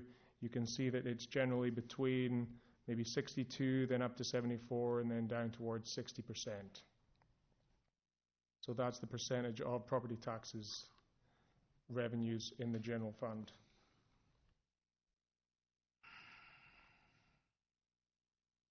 And it is worth noting there is a change there, quite the increase in the intergovernmental fund there for this fiscal year, and that was due to some grants, some park grants from the state. And then the other thing to note,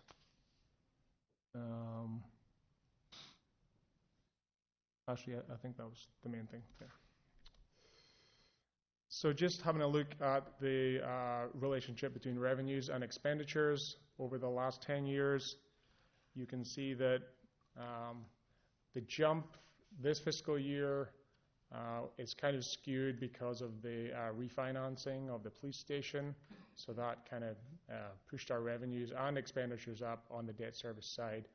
So, but you can see that they kind of track each other, and so the difference in the higher expenditures versus higher revenue some years is typically due to the timing of capital expenditures and revenues.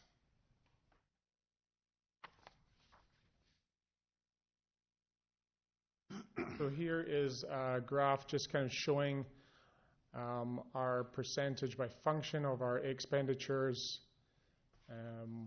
These are total expenditures as a percentage broken down by the various functions.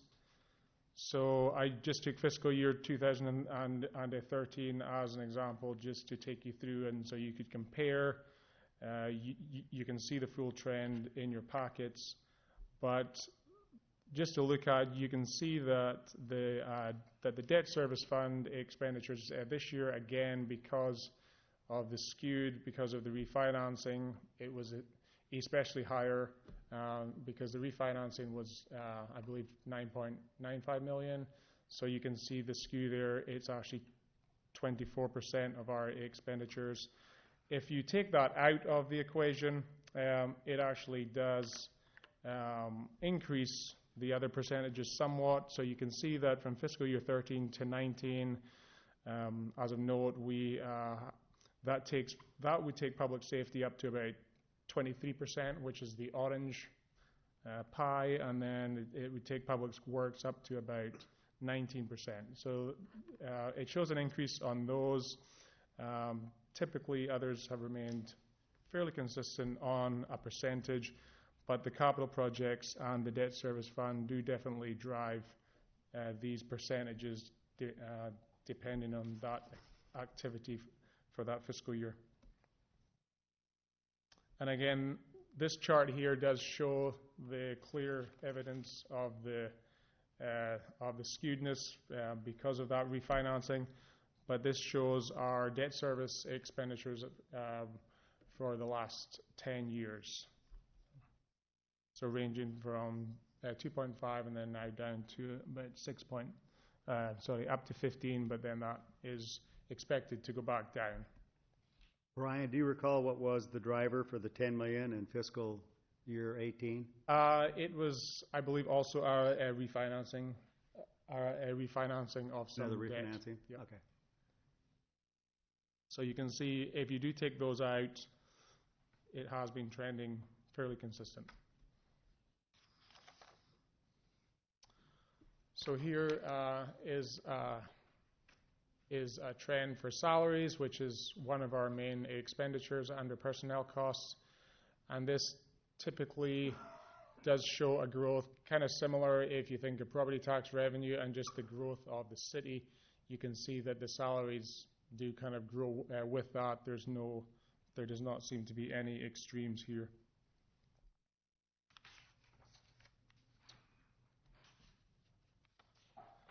And then if we have a look at the trend of our geo debt over the last 10 years, the green line is the finance policy as the percentage of the valuation, which is set at 2.5%, and then the top line is the statutory debt limit of 5%. So you can see that over the years it has kind of pushed towards the 2.5, but we are also well under the 5% for the statutory debt limit.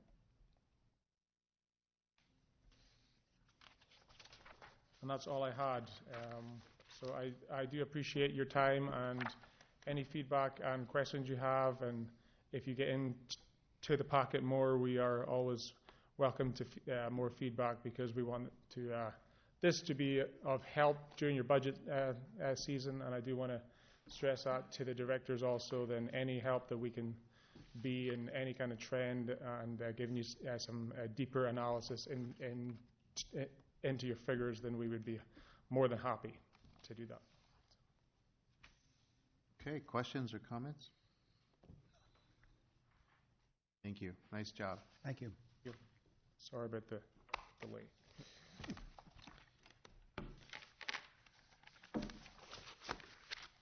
Okay, moving on.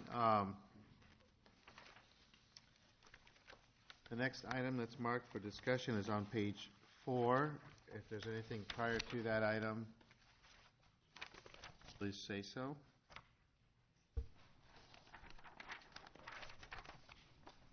Ready? I think we are. Okay.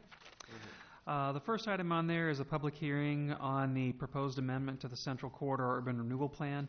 This amendment to the Urban Renewal Plan only contains one project, and it's the one that gives us statutory authority to issue debt for the library project under the state's urban renewal statute. So it specifically names the library project as one that we intend to undertake in this district. Later on this year, we will be bringing back another urban renewal plan amendment to the City Council to play catch up. We have the Mojo Properties MOU that will get turned into a development agreement, and then we have one other one that for Seven Hills that is a prior MOU that we would be bringing forward as well. Our attorneys just wanted to keep this one clean since it was a municipal project and keep it restricted solely to that. Questions? Okay. Anything on 3, 4, and 5?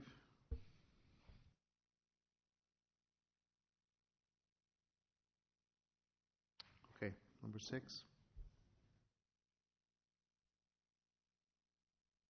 Finance Department has been working with the chairman of the local option sales tax, which is Dwight Hogan, on the resolution that previously we had a discussion with City Council about the local option sales tax oversight committee and the purpose of the committee, and had been given direction that we should redraft the ordinance to bring clarity to what the role of the committee was. And during that discussion, I was finding that we're having some different inconsistencies on how many meetings that should be held. Dwight was invited to this meeting, but he felt very strongly that there should be quarterly meetings. The direction that I felt like we had gotten from the last discussion from City Council was 1 to 2 meetings. And in conversations with the mayor, we never really did a formal vote, so we're bringing it back to City Council now for some direction. What are people's thoughts?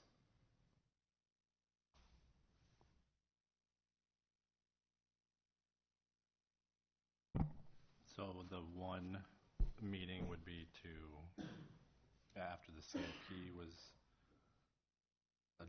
adopted, or just the plan so that they can go over it to make sure it's in line with the ballot? Just as kind of a review, in our last conversation, we had talked about how before, when we originally created the Local Option Sales Tax Oversight Committee, we really did not have a robust CIP, Capital Improvement Program. And now that we are getting to a point where we do have a robust capital improvement program, the idea behind it was to have that one annual meeting where the Local Option Sales Tax Oversight Committee reviews that plan around adoption to make sure that it is in compliance with the ballot language for local option sales tax, and then with the idea that if there were changes to that plan, then maybe a meeting would need to be called. But that was the idea behind the 1 to 2. And again, Dwight's not here, so I certainly don't want to speak for him, but I will say the feedback that he gave me was that he felt that the committee should meet quarterly simply because dollars are being spent and they want to see those dollars. And in our discussion that we did have previously, we had talked about how the plan would be to create that local option sales tax report that can be put on the website for any public person to comment on or come forward to the city with any concerns. And we are still, we've been working to update that as well. And that I've actually received positive feedback on. Good. Go ahead. I've got 2 comments about this. First of all, I'm not sure what they would talk about on a quarterly basis. I could see potentially 2 meetings, maybe one to look at a draft of the CIP before it goes to City Council to make sure it's in line with what the language of the ballot, and 2, when it's finalized and approved, to make sure it also does the same. The other comment I would have is we're talking about having 7 members on that committee. I would certainly be very comfortable reducing that down to 5. I know, again, if you're only going to meet 1 time a year or even 2 times max, I think 5 people can certainly handle it. It's a review committee now at this point, not a decision-making or recommendation committee. So I'd be comfortable reducing this down to 5 to reduce the number of people that we have to search or find for these types of committees. It never was a decision-making, or, I mean, just for the record, a decision-making committee or a recommending committee. It always was intended to be a committee that reviews projects to make sure that they are compliant with the ballot language. To have a committee that meets for the sake of meeting, I think, is not fair to the members of the committee. I think that people, when they meet, they need to have a purpose and know that purpose and be meeting for a true purpose, and so that they know that they are actually adding value. And if the sole purpose of the committee is to make sure that projects are meeting the ballot language, that that should only require 1 or 2 meetings. So I agree with what Steve's saying. As far as the number of members, I mean, I'm indifferent about that. Again, it seems like the same job could be done with 5 people as with 7, but if there are 7 people that want to serve, hey, more power to them, and happy to have 7 people on there. But that's my input. Anyone else? I would say limit it to the 1, possibly 2 if needed. And I would probably say keep it at 7 if we're discussing that. Just, you never know. If you go to 5 and then you set the meeting and then all of a sudden 2 people can't show up, or that's the only worry with getting a smaller committee size for me. Anyone else? Okay. Did you get the direction you needed, or? anything else you wanted from us I was today? going to say, it will still be on council for Thursday to act on, and then I'll have the direction to move forward, yes. Okay. All right. Thank you. Public service.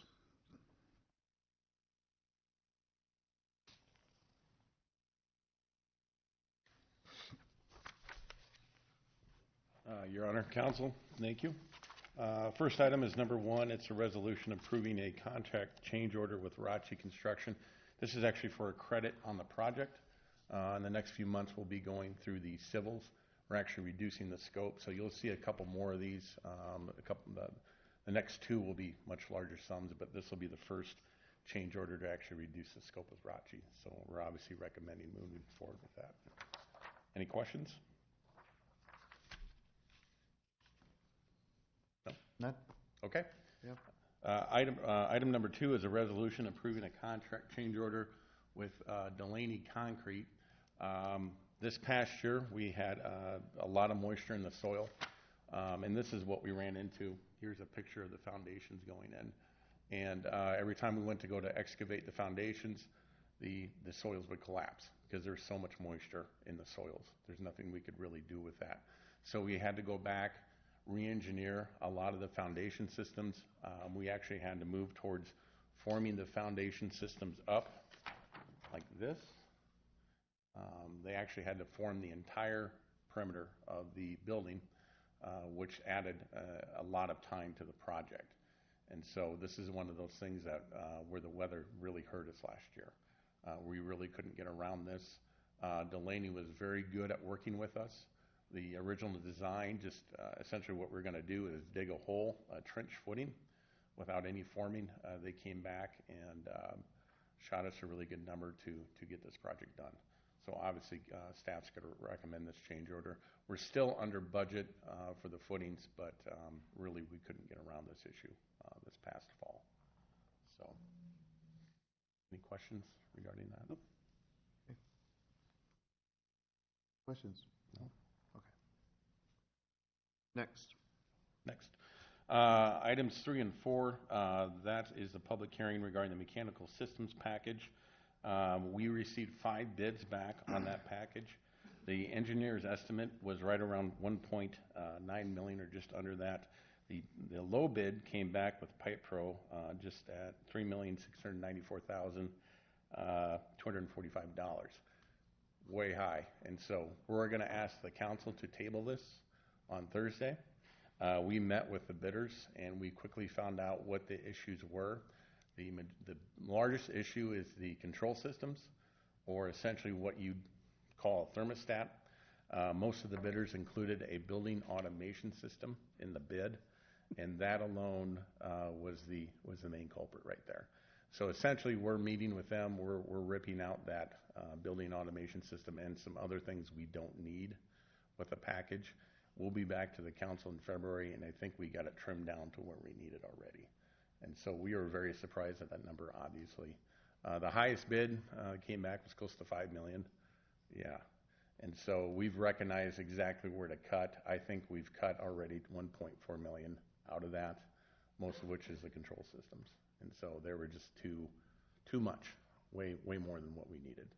And so the mechanical engineer and the mechanical contractor that bid the package, they're pretty confident we can get it down there to our comfort level. So, but again, we recommend that the council table it because that's way out of line. So, any questions on that? So, well, I can ask my question to Lon after the meeting if this is not really relevant. Okay. It's more procedural. So, okay, next, number 5. Okay. And then 5 and 6, that will be a public hearing regarding the fire suppressant systems package. Again, we received 5 bids back. The low bid was Elite Sprinkler Systems. They're from Corville. And then they came in at $296,500. Staff is recommending moving forward with that package. They came under bid, and we're very comfortable with what they proposed. So. Under budget? Yeah. They're actually $100,000 under budget, but then we gave them about $50,000 in allowances. So we're well under budget in that package. Well under, yeah. Questions? Okay, And one quick question. go ahead. Yes, sir. Ryan, I'm going back and looking at the sheet, but on the sheet that you sent us when we're talking about these bids, and you say we had 5 or 6 bids, is a list of those bids on the sheet that you sent us in our I packet? can put it on there if you'd like. I think in the past, we're accustomed to having Yeah, that's no that, problem. just to kind of see Yeah. where they're at. I think from the standpoint of also having that documented in our package is probably appropriate I'll as put well. it in there. I actually got a written one right here. You can't see it too well. Okay. But pipe, on the mechanical systems, Pipe Pro is just under 3.7. Let's see, there's modern piping. They're at 4.9 million. There's a pretty good grouping there, but we all quickly realized that they all did the same thing. The control systems were really the culprit. So that's basically runs your whole facility, the heating and cooling, through a computer server. So is that just an assumption they made, or was it in our? It was an assumption. We Oh, had a very generic spec on that, and so with this scope of a project, they included a very expensive control system. But we recognized that, we pulled it out. We're going to really tighten up the spec on that, and so that was most of the cost right there, was the control system. So those can get very expensive very quickly. So. Other questions for Ryan? Thank you. Thank you. Engineering.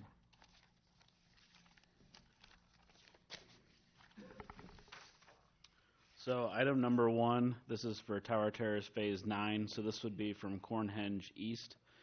We've already got the plans designed, but because in the management plan we changed the cross-section, so if you recall our conversations, I have both cross-sections up here on the overhead.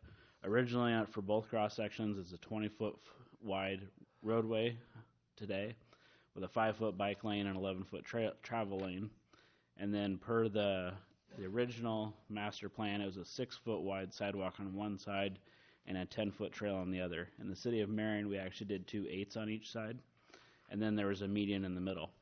To change that for the future build-out, it's still 2 20-foot lanes, but the median changed where that curb and gutter is, and then we're putting 2 10-foot trails on each side so that in the future, that bike lane will actually go away and it'll just be 2 through lanes.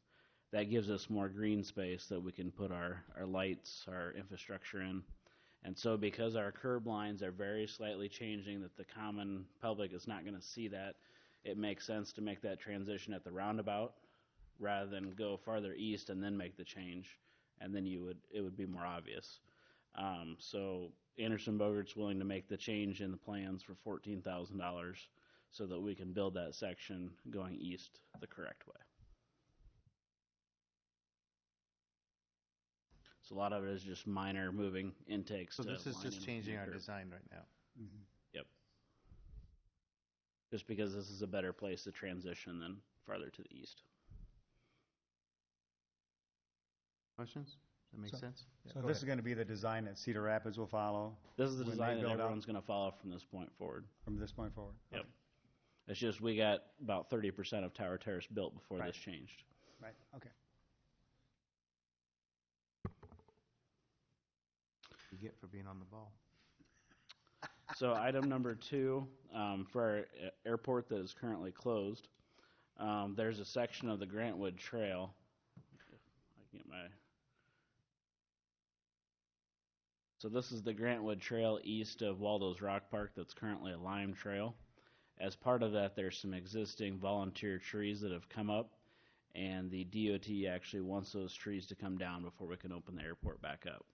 So our Parks Department has met with the trail owner, which is the Lynn County Conservation, and Lynn County Conservation has agreed to let the city of Marion come onto their property to trim the trees that we need to trim, and to establish some vegetation that will not attract birds, because the birds and the props don't go well together.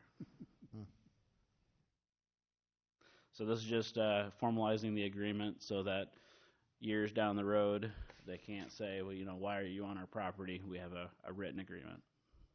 So it's just formalizing what we verbalized. Okay. Questions? Thank you. Under community development, we have one item marked on page 5. Anything on numbers 1 and 2 before we get to that one? I think we dealt with that issue. Okay, number 3. On Thursday, there'll be a public hearing regarding the former north-south alley, identified all portions of the alley. Just so the green dots indicate property owners that are willing to buy their portion by alley. The folks identified with a red dot of interest have no interest. So when we follow through and go a piece of property,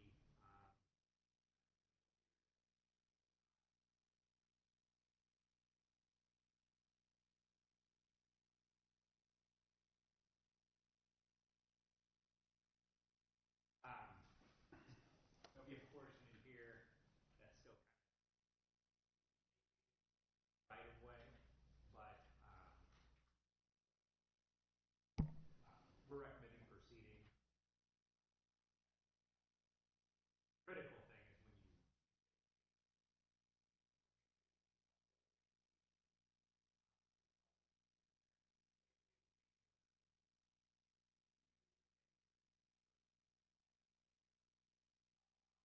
clear where the pricing on the alley, I believe it was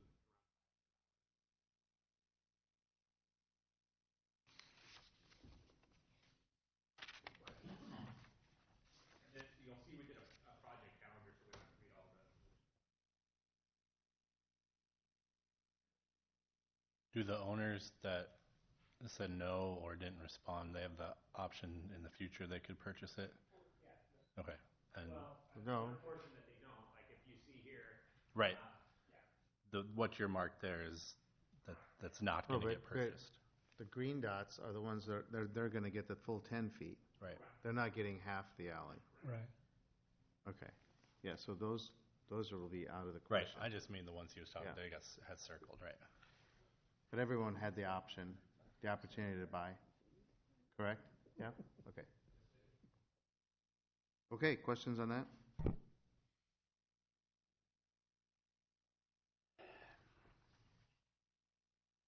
All right, anything on number 4, which is on page 5? That's all part of that. Okay. Administrative services. Oh, sorry. Nope. I flipped the wrong page. There we go. Number 5, Tom. Again, this is going back to the property. If you recall from last week, we talked about. They've bring it back at the same time, but they have a sign that's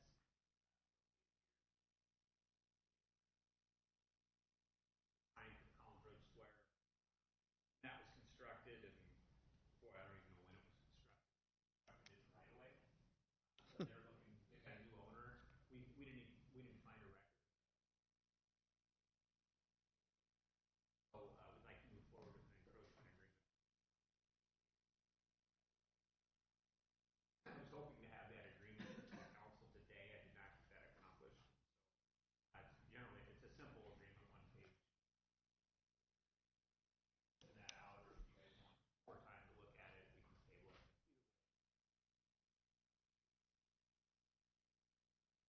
But the sign's existing. The idea would be is if the sign goes away, the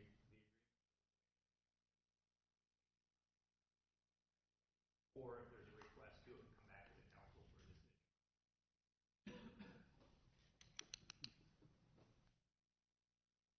Okay. Makes sense. Anyone else? Questions? All right.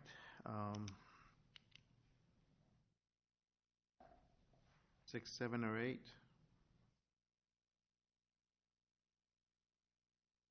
Okay, number 9. Number 9, I'm happy to report, really happy to report that this is we've got a signed purchase agreement that does not have to go to condemnation. This is the last property we need to acquire within the central corridor to complete 6th Avenue between the two roundabouts.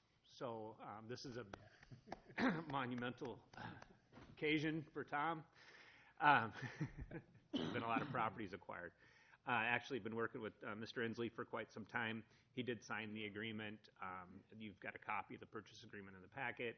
And it is a partial acquisition, so this is 21st Street here.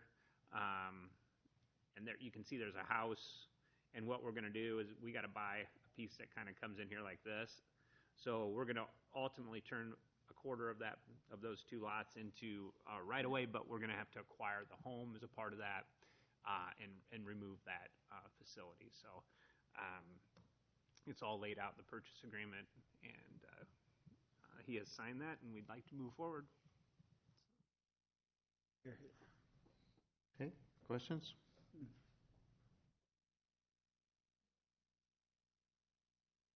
All right, thank you. Community development, is that, I don't see Dave here, or no? Tom? Oh, no, Dave's not here. Dave was going to be here, but he's not. So as a part of the city's being a certified local government, which is a preservation partnership with the National Park Service that provides us the opportunity to apply for CLG grants. We've done a couple historic grants within the community to designate districts where we go through and we catalog all the homes, do all the research. They're fairly thick documents that we've done in the past. And this organization has helped fund that. As a part of that, there's an annual report that we're required to complete. I did not. Dave provided a report of that written for the council, and it outlines some of the goals and objectives over the next year. And if you want me to walk through that, I can. But this is the time in which we would be presenting to the council. There's a form for that report that we need to send off to the National Park Service. As part of that, needs to be signed by the mayor. So if there's any questions on that, I can talk through them. But really, it's just our responsibility to provide to the council our work plan and to know that we are working for the betterment of the community through our Historic Preservation Commission and partners. Questions? Well, the one page that we got seemed to have a couple of question mark areas looking for feedback. Are they wanting that from the city council, or are they wanting that from city staff? I think those were in reference to the commission, that there's answers that they're just kind of working on their own internally? Yeah. Okay, so that's kind of a thought process, not necessarily asking for input on those. Correct. Okay, thank you.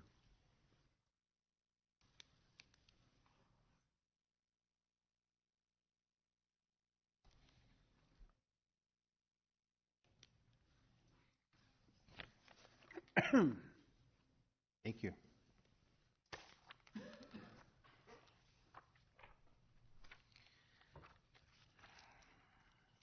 Over 2 hours into the meeting, I think everyone's going to be grateful to hear that I don't plan on getting in the weeds on the numbers today.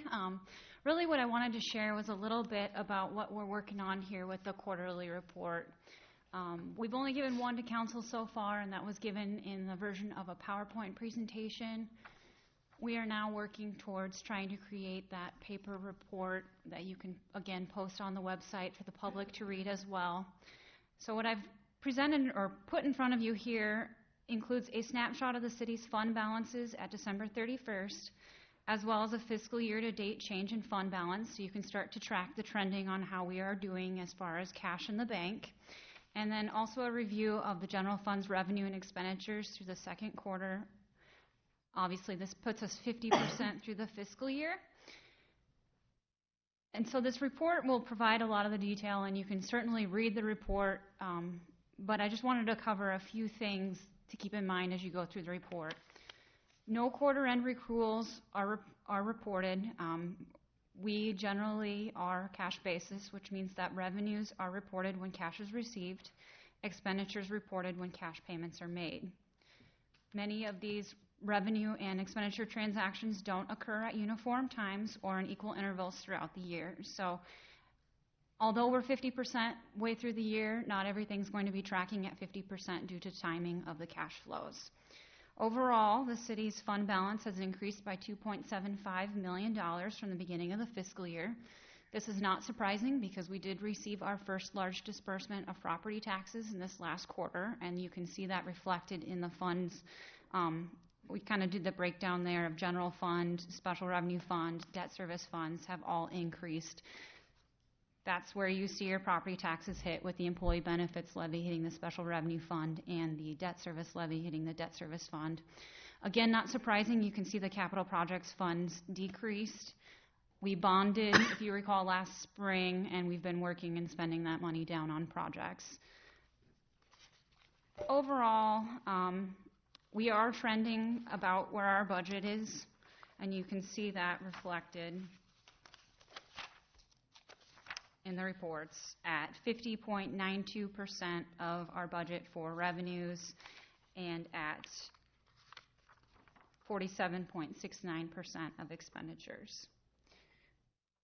And one other thing I wanted to provide, in previous years we have not done a semi-annual transfer for the transfers. You know, normally we do all the transfers at fiscal year end with the exception of health insurance, because you basically need the money in the general fund to pay it. So that's the other major change that we made this year, is we did do semi-annual transfers for the operating expenditures, not for the capital. The capital, as I have been saying in each of the resolutions that have been brought forward, that we're doing on an as-needed basis. Hotel motel grants are done on an as-needed basis. So I really hope you guys enjoy the report. I know it's a financial report, but we did try to add a lot of context behind, you know, it says contractual services, what does that mean? Commodities, what does that mean? So we did try to kind of put some of that context in the report, and I would be welcome to any feedback that you have once you've had a chance. And the only other thing I will bring up is that we did get our audit report. If you haven't grabbed it, hopefully you will have received one today. It will be on the City Council, next set of City Council meetings, and Hogan Hansen will be here to present. Thank you. Thank you. Again, appreciate all the time that everyone is putting into bettering how we do things. I mean, I see it across the board, and I just want to say thank you to everybody. It really is noticed, and so good job.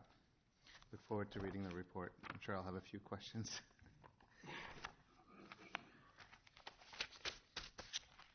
Okay. I think that is it. We have a closed session. Thursday. No, that's for Thursday. Okay. Anything else? I got a quick question.